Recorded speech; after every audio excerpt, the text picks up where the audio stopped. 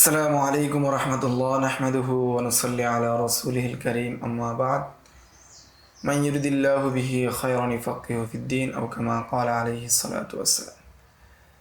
তাহলে আমরা গত দর্সের মধ্যে আমরা কাওয়াইদুল ফিকহের সংজ্ঞা নিয়ে আলোচনা করেছি। এই দর্সে আমরা কাওয়াইদুল ফিকহের উপর যে সমস্ত কিতাব লেখা হয়েছে ফিকহে হানাফির মধ্যে, সেই সমস্ত কিতাবের উল্লেখযোগ্য যে কিতাবগুলো রয়েছে তার সংক্ষিপ্ত কিছু আলোচনা করব, যাতে করে এই বিষয়ে আমাদের একটা ধারণা তৈরি হয়। ফিকহে হানাফির মধ্যে যে সমস্ত উসুলের কিতাব লেখা হয়েছে, আল কাওয়াইদুল ফিকহের উপর কিতাব লেখা হয়েছে, তন্মধ্যে উল্লেখযোগ্য একটি কিতাব হলো রিসালাতুল কারখি। এই কিতাবের মুসান্নিফ বা এই কিতাবকে তাসনিফ করেছেন আবুল হাসান ওবায়দুল্লাহ ইবনে হুসাইন আল কারখি। ওনার ওফাত 340 হিজরিতে, অর্থাৎ তৃতীয় শতাব্দীর একজন ব্যক্তি, যিনি এই কিতাবটি লিখেছেন প্রথমে, উসুলুল কারখি। তো এই কিতাবের মধ্যে ফিকহে হানাফির যে সমস্ত শাখা পোশাখা মাসাইল রয়েছে, সবগুলো মাসাইলের যে মূলনীতি, সেই মূলনীতিগুলো নিয়ে এসেছেন। এখানে তিনি মাত্র 37টি মূলনীতি উল্লেখ করেছেন এবং এর মধ্যে তিনি ফিকহে হানাফির যেই সমস্ত উসুল আছে, যে সমস্ত মূলনীতি আছে এবং যে মূলনীতির উপর ভিত্তি করে ফিকহে হানাফির ফুরুই মাসলাগুলো বের হয়েছে, সেই সমস্ত কায়দাগুলো, সেই সমস্ত বিষয়গুলো তিনি এখানে নিয়ে এসেছেন। তিনি যে 37টি মূলনীতিকে একত্রিত করে একটি কিতাব লিখেছেন, পরে নাজমুদ্দিন আবুল হাফস ওমর ইবনে আহমদ আন-নাসাফি, ওনার ওফাত 527 হিজরিতে, তিনি এই কায়দাগুলোর উদাহরণ এবং তার অনুরূপ মাসালা এবং প্রমাণ উল্লেখ করেছেন। অর্থাৎ এটাকে তিনি আরও জামে এবং মানে করেছেন, সংযোজন করেছেন। এই কিতাবটি তাসিসুন নজর, এটাও একটা কাওয়াইদের কিতাব, ওই কিতাবের সাথে মুদ্রিত হয়েছে হাসিয়া হিসাবে।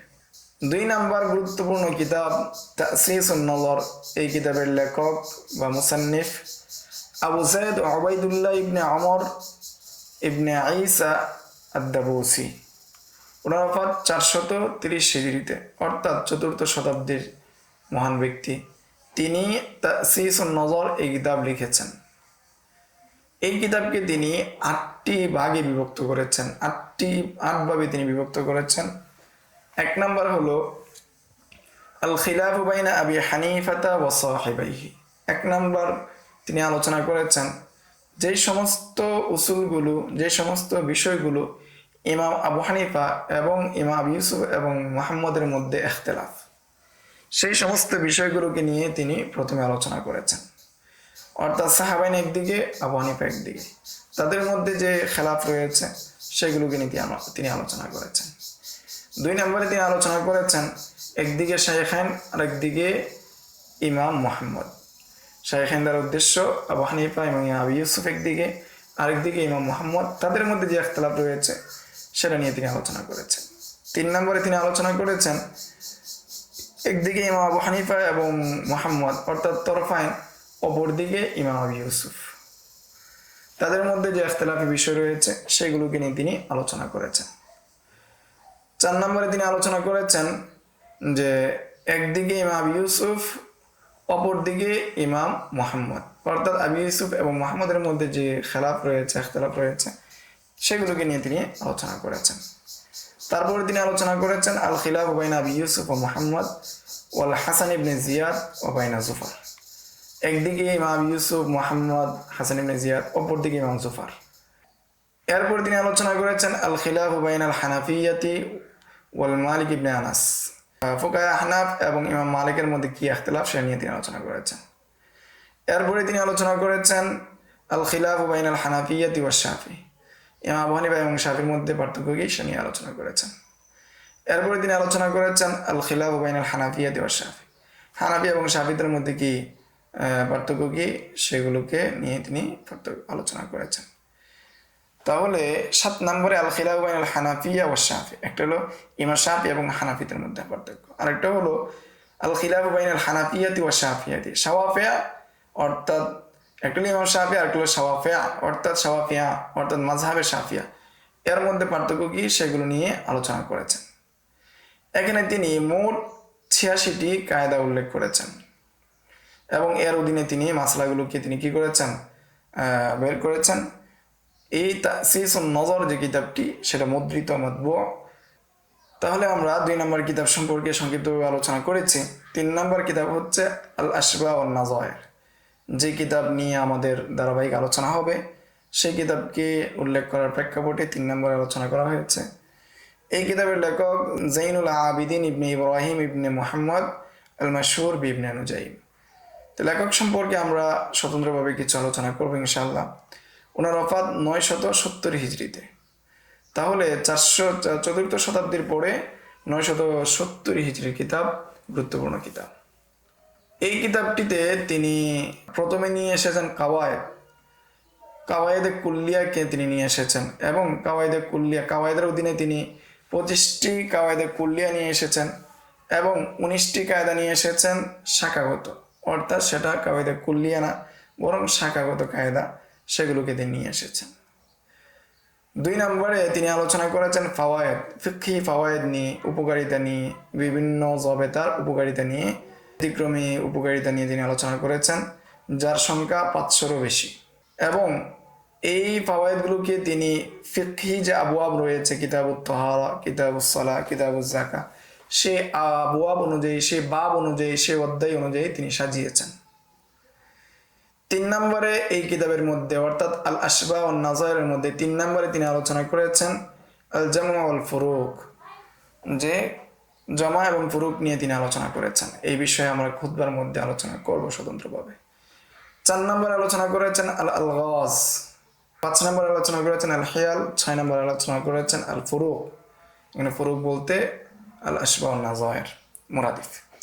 7 নম্বরে আলোচনা করেছেন আল হিকায়াত ওয়াল মুরাসালাত, বিভিন্ন ধরনের ফিকহি হানাফি সম্পর্কে ঘটনা এবং কি মুরাসালাতগুলো নিয়ে আলোচনা করেছেন।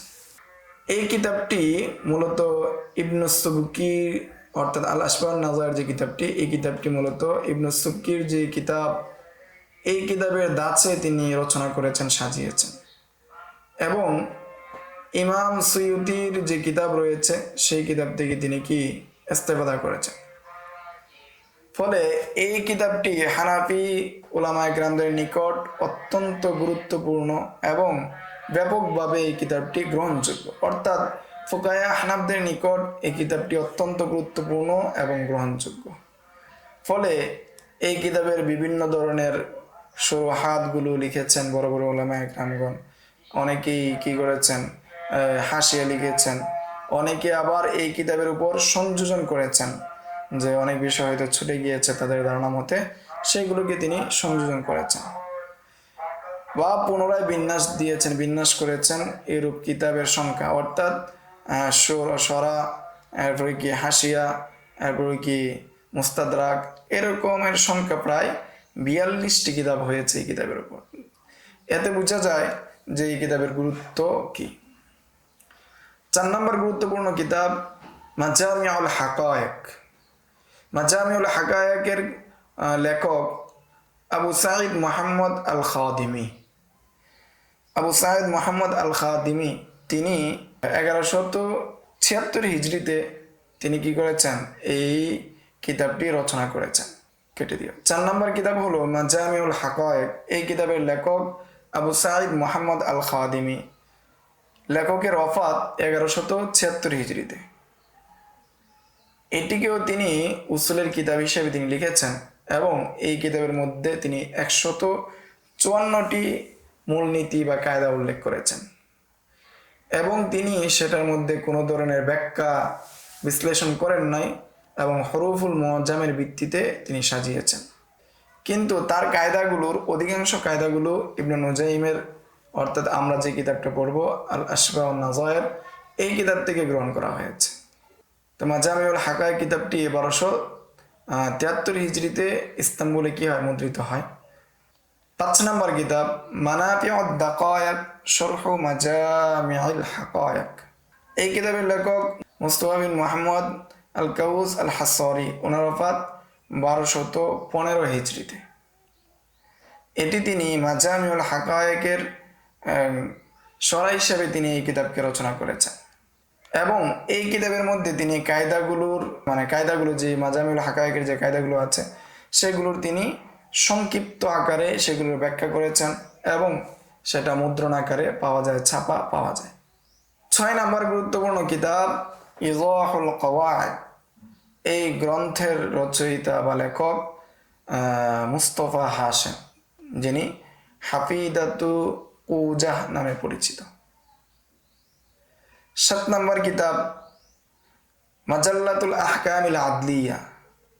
এই কিতাবটি রচনা করেছেন, লিখেছেন উসমানী খেলাফতের সময় একদল বিজ্ঞ প্রাজ্ঞ মুফতিয়ানে কেরাম 1286 হিজরিতে উসমানী খেলাফতের সময় বিজ্ঞ প্রাজ্ঞ একদল উলামায়ে কেরামগণ যে মুআমালাত অর্থাৎ লেনদেন সংক্রান্ত শরঈ যে বিধিবিধানগুলো রয়েছে সেগুলোকে ধারার আদলে সাজিয়েছেন, যাতে করে এর মাধ্যমে ফয়সালা করা যায়, সেই ধারার আদলে তিনি সাজিয়েছেন।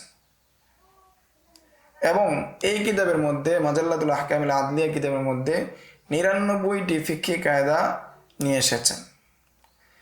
এবং এই কায়দাগুলো তারা এনেছেন আল আশবাহ নাজায়ের, এরপরে হলো মাজামিউল হাকায়েক থেকে তারা কি করেছেন, কায়দাগুলো নিয়ে এসেছেন। 8 নম্বর উল্লেখযোগ্য কিতাব হলো শরহুল কওয়াইদুল ফিকহিয়া। শরহুল কওয়াইদুল ফিকহিয়ার লেখক মুসান্নিফ আহমদ ইবনে মুহাম্মদ আয-যারকা। ওনার ওফাত 1357 হিজরিতে। এটি অত্যন্ত সমৃদ্ধ এবং গ্রহণযোগ্য কিতাব। 9 নম্বর কিতাব শরহুল উস্তাদ মুস্তাফা আয-যারকা। এটিকে লিখেছেন আল উস্তাদ মুস্তাফা আয-যারকা, তিনি লিখেছেন। তিনি এই কায়দাগুলোকে নতুনভাবে সাজিয়েছেন এবং এগুলোকে তিনি 2 ভাবে বিভক্ত করেছেন। তোর মধ্যে 1 নম্বর কায়দা হলো আল কওয়াইদুল আসাসিয়া। এগুলো হলো মূল কায়দা, যেই কায়দাগুলো অন্যগুলো থেকে শাখা প্রশাখা নয়, এরূপ কায়দাগুলো নিয়ে এসেছেন। এরূপ কায়দার সংখ্যা 40টি। 2 নম্বর আল কওয়াইদুল মুতাফাররা, যেটা মূল কায়দা নয় বরং অন্যান্য কায়দা থেকে বের হয়েছে, এরূপ সংখ্যা হলো 59টি। এবং তিনি আরও 31টি কায়দা যোগ করেছেন, যেগুলো হরফুল হিজা অনুযায়ী তিনি সাজিয়েছেন। এবং এই কিতাবটি আল মাদখালুল ফিকহিল আম যে কিতাব রয়েছে সেটার সাথে প্রকাশিত হয়েছে। 10 নম্বর কিতাব আল ফারাইদুল বাহিয়া ফিল কওয়াইদ ওয়াল ফাওয়াইদুল ফিকহিয়া। তো 10 নম্বর কিতাব হলো আল কওয়াইদুল বাহিয়া ফিল কওয়াইদ ওয়াল ফাওয়াইদুল ফিকহিয়া। এই কিতাবের লেখক মাহমুদ হামজা, তিনি দামেস্কের সেই সময়ের মুফতি ছিলেন। ওনার ওফাত 1305 হিজরিতে। তিনি হানাফি মাযহাবের বিভিন্ন কিতাব থেকে এই কায়দাগুলোকে সংকলন করেছেন, জবেতা থেকে সংকলন করেছেন।